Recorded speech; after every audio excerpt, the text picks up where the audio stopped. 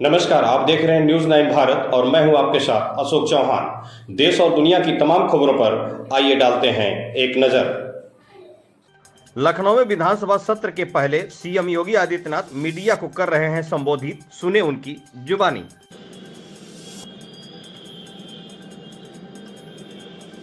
सत्र प्रारंभ होने के पहले दलीय नेताओं से संबंधित बैठक और उससे पूर्व बिजनेस एडवाइजरी कमेटी की बैठक भी संपन्न होकर के जो कार्य योजनाएं तय हुई हैं उसके अनुसार सरकार ने अपनी पूरी तैयारी भी की है। उत्तर प्रदेश विधानमंडल 25 करोड़ जनता जनार्दन की आशा आकांक्षाओं और अपेक्षाओं का एक केंद्र है। जनता से जुड़ी हुई हर सुख दुख से जुड़ी हुई घटनाओं को उल्लास और विषाद से जुड़ी हुई घटनाओं का ये साक्षी है। मुझे प्रसन्नता है कि उत्तर प्रदेश विधानमंडल पिछले 5-6 वर्षों के अंदर लोकतंत्र के एक महत्वपूर्ण स्तंभ के रूप में अपनी सकारात्मक चर्चा के लिए जाना जा रहा है।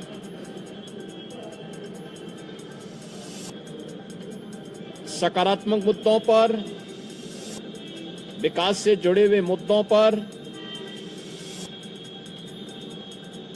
हर माननीय सदस्य अपनी बात को सदन में रखने के लिए उत्सुक दिखाई देता है और मैं इस अवसर पर अपने विपक्षी मित्रों से भी इस बारे में अपील करूंगा कि जो माननीय सदस्यों की भावनाएं हैं उसे दलीय सीमाओं से अलग हट करके प्रदेश के विकास के लिए विधान सभा या विधान परिषद को हमें एक सकारात्मक। लखनऊ पुलिस कमिश्नर और जेसीपी ले रहे सुरक्षा का जायजा। आज से शुरू हो रहा है विधानसभा सत्र। विधानसभा के बाहर 1000 से ज्यादा पुलिसकर्मी तैनात किए गए। लखनऊ विधानसभा में लगे जय श्री राम के नारे। एनडीए के विधायकों और मंत्रियों ने लगाए जय श्री राम के नारे। विधानसभा की कार्रवाई शुरू होते ही जय श्री राम के नारों से गूंजा सदन। बीजेपी के सभी विधायकों और मंत्री जय श्री राम का पटाखा डालकर पहुंचे सदन। एनडीए विधायक और मंत्रियों ने पीएम मोदी, सीएम योगी को धन्यवाद दिया। दोनों सदनों के संयुक्त सदन में नारों से दिया धन्यवाद।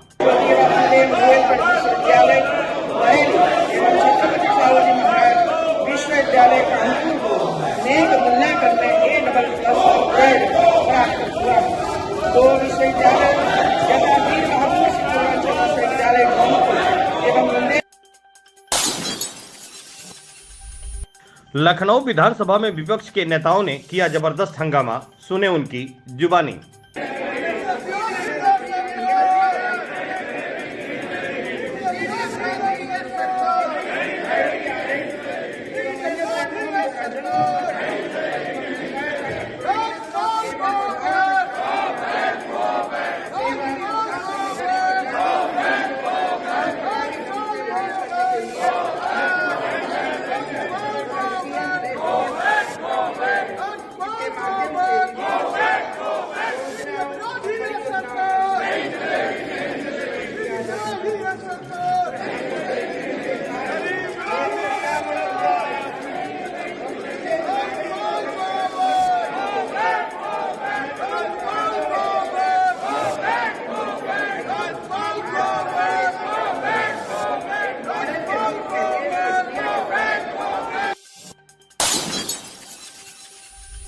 लखनऊ में ज्ञानवापी मामले को लेकर दुकानें बंद रहीं। पुराने लखनऊ के मुस्लिम दुकानदारों ने दुकानें बंद रखीं। जुमे की नमाज के वक्त बंद की अपनी दुकानें।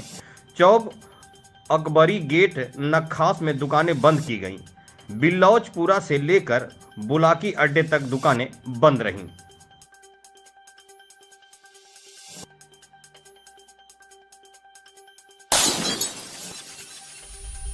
यूपी के बलिया में सामूहिक विवाह कराने के नाम पर खेल हो गया। फर्जिफिकेशन ऐसा हुआ कि यहां मुस्लिम जोड़ों को भी 7 फेरे लगवा दिए। यहां मुख्यमंत्री सामूहिक विवाह योजना से 25 जनवरी को 568 जोड़ों की शादी हुई।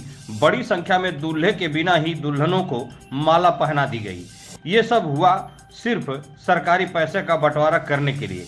एडीओ सहित 9 लोगों पर एफआईआर हुई। जांच कमेटी बनाई गई। इस योजना में गरीब कन्या की शादी पर योगी सरकार 51,000 रुपए देती है।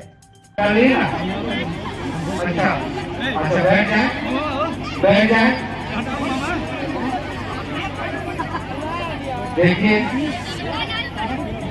और पैसा हम तो उसमें डाल दें, पूर्वा डाल दें, ग्रांटी बंद कराएं। बीकापुर में आईएएस एसडीएम ध्रुव की तानाशाही से नाराज अधिवक्ताओं ने किया नारेबाजी। 1 घंटे से अधिक अधिवक्ताओं ने एसडीएम से वार्ता करनी चाहिए तो नहीं निकले कार्यालय से, लेकिन अपनी सरकारी गाड़ी में बैठकर निकलना चाहे तो अधिवक्ताओं ने वाहन को घेरकर नारेबाजी किया तो एसडीएम पैदल ही गार्ड के साथ निकल गए। अधिवक्ता संघ अध्यक्ष आबाद अहमद खां सहित सैकड़ों अधिवक्ताओं का कहना है कि प्रस्ताव होने के बाद भी डेट को शाम 5 बजे तक लगाया जाता है। दूर दराज से आने वाले वादकारियों को दिक्कत होती है। कई बार अनुरोध करने के बाद भी सुधार नहीं आया तो आज नाराजगी के बाद नारेबाजी हुई। बता दें कि बीकापुर तहसील में पिछले कई बार से आईएएस की नियुक्ति होने से अधिवक्ताओं के बीच सामंजस्य नहीं हो पा रहा है। अधिवक्ता कमिश्नर और डीएम से मिलने जाएंगे।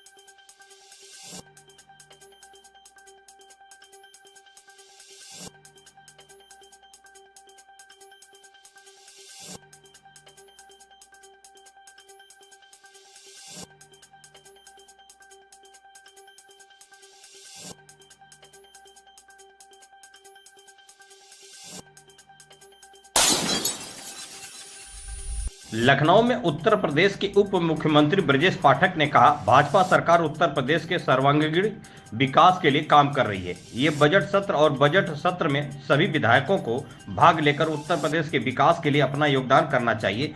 समाजवादी पार्टी अपने डीएनए को कभी भी बदल नहीं पाई। उसका अराजकता और गुंडई फैलाना अभी भी कायम है। देखिए, भारतीय जनता पार्टी की सरकार उत्तर प्रदेश के सर्वांगीण विकास के लिए, चतुर्मुखी विकास के लिए काम कर रही है। ये बजट सत्र है और बजट सत्र में सभी माननीय विधायकों को भाग लेकर के उत्तर प्रदेश के चतुर्मुखी विकास के लिए अपना योगदान करना चाहिए। लगातार देखा जा रहा है समाजवादी पार्टी अपने डीएनए को कभी भी बदल नहीं पाई। अराजकता, गुंडई, जिस ढंग से अव्यवस्था फैलाना उनका पुराना सगल रहा, उस पर वो कायम है और उत्तर प्रदेश की जनता ने इन्हें पहचान लिया है और इन्हें कभी स्वीकार। काशी विश्वनाथ ट्रस्ट के अध्यक्ष डॉक्टर नगेंद्र पांडे ने कहा, किसी का भी नामकरण तभी किया जाता है जब उसे पुकारना हो। मुख्य मंदिर के नीचे के भाग को भूतल कहा जाता है। मुझे लगता है कि इसे व्यास जी का ताखाना भूतल कहने के बजाय ताल गृह या ताल घर कहा जाना चाहिए। यह बहुत अच्छा नाम है। यह शब्द शुद्ध है और उसका अर्थ भी शुद्ध है। सुने उनकी जुबानी। वैसा है कि किसी का भी नामकरण तभी किया जाता है जब उसकी आवश्यकता हो, उसको पुकारना हो, उसको बुलाना हो और एक पहचान उस स्थान को मिल जाती है हमारे नाम देने के कारण। अब आप देखें, क्योंकि वो मुख्य मंदिर के नीचे का जो भाग है उसको तल घर कहा जा रहा है, तलगृह कहा जा रहा है या भूतल कहा जाए, भूतल भी कहा जाता है नीचे के भाग को। तो भूतल होगा, मध्य भाग होगा, उच्च भाग होगा, शिखर भाग होगा। इस तरह से इसके लिए शब्द हैं, शब्द प्रयोग किए जाते हैं। तो मुझे लगता है कि इसके लिए भूतल कहने से ज़्यादा जो कहा जा रहा है तल घर या तलगृह, तो तलगृह और गर्भगृह एक लगभग मैंने इनके उच्चारण में समानता मिल रही है तो अच्छा रहता, और यही होगा। इसको तलगृह ही कहा जाना चाहिए। इसमें सुविधा है, सबको सुविधा है, और इसमें कोई आपत्ति भी नहीं है। शब्द शुद्ध है, उसका अर्थ भी शुद्ध है। स्वतः और शीघ्रता से किसी वस्तु का बोध हो जाए, यही तो संज्ञा का काम है। संज्ञा इसीलिए किसी चीज़ की है कि उससे हमको आसानी से समझ मिल जाए, पहचान मिल जाए। तो मुझे लगता है कि ये रखना चाहिए। तलगरी बहुत बढ़िया शब्द है। ये आपको ज्योतिषी लखनऊ में समाजवादी पार्टी प्रमुख अखिलेश यादव ने कहा, अभी अभी मुझे जानकारी मिली है कि भाजपा अपने सांसदों के टिकट काटने जा रही है। हमें उम्मीद है कि पीडीए ही एनडीए को हराएगा। भाजपा के 10 साल के कार्यकाल में भी भ्रष्टाचार, महंगाई कम नहीं हुई। उन्होंने जो जो वादे किए थे सब अधूरे हैं। सुने उनकी जुबानी। अभी अभी मुझे जानकारी मिली है, मैं आप लोगों को ब्रेकिंग न्यूज देना चाहता हूं।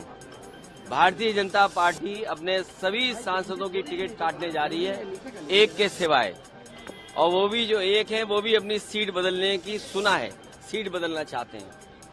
तो ये समाजवादी पार्टी जीत के लिए आगे बढ़ रही है और हमें उम्मीद है कि पीडीए ही एनडीए को हराएगा। पीडीए उन लोगों की बात है जो 90% लोग हैं भ्रष्टाचार, महंगाई और बेरोजगारी से त्रस्त हैं। भारतीय जनता पार्टी ने, डबल इंजन की सरकार ने, और 10 साल के बजट के बाद भी महंगाई कम नहीं हुई, भ्रष्टाचार कम नहीं हुआ। जिस तरीके से बेरोजगारी फैली हुई है और जो जो वादे किसानों को किए थे वो सब अभी तक अधूरे हैं। किसान हमारा दुखी है, संकट में है, और किसान को सबसे ज्यादा दुखी अगर किसी ने किया है तो भारतीय जनता पार्टी की सरकार ने। लखनऊ में उत्तर प्रदेश के उप मुख्यमंत्री केशव प्रसाद मौर्य ने कहा कि पूरा देश राममय है। अगर पूरे वातावरण में जय श्री राम की गूंज हो रही है तो सदन में भी जय श्री राम की गूंज होनी चाहिए। इसलिए हमारे सभी सदस्यों ने जय श्री राम नाम अंकित गमछा गले में धारण करके सदन में जाने का निर्णय लिया है। लेकिन एक जो सबसे अलग जो चीज़ नज़र आ रही है, जो अभी तमाम विधायकों ने पहना हुआ है, ये भगवान राम का जो पटका है, इसका क्या संदेश है? और देखिए, पूरा उत्तर प्रदेश ही नहीं, इस समय पूरा देश राममय है, पूरा देश मोदीमय है, पूरा देश भाजपामय है, पूरा देश 2024 में तीसरी बार प्रचंड बहुमत की मोदी सरकार बनाने के लिए तैयार बैठा है। आज चूंकि बजट सत्र है, महामहिम राज्यपाल जी का अभिभाषण है, भगवान श्री राम सबके थे, सबके हैं, सबके रहेंगे, और यह रामनामी तो एक ऐसी चीज है कि जिसको हम लोग केवल गले में नहीं धारण करते, भगवान श्री राम को हृदय में धारण करते हैं।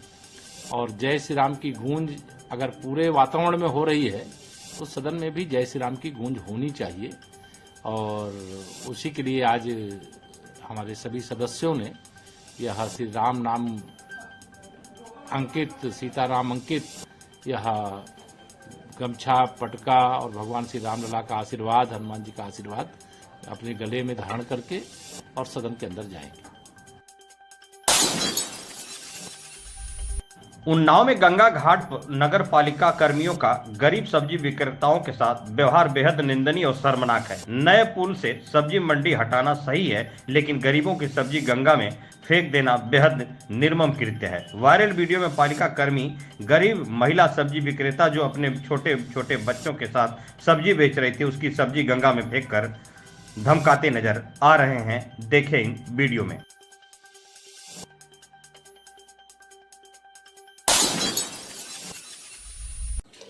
यहाँ खबरों का सिलसिला कभी नहीं थमता। सिर्फ और सिर्फ बने रहिए न्यूज़ 9 भारत पर। अब चाहूंगा इजाजत। नमस्कार।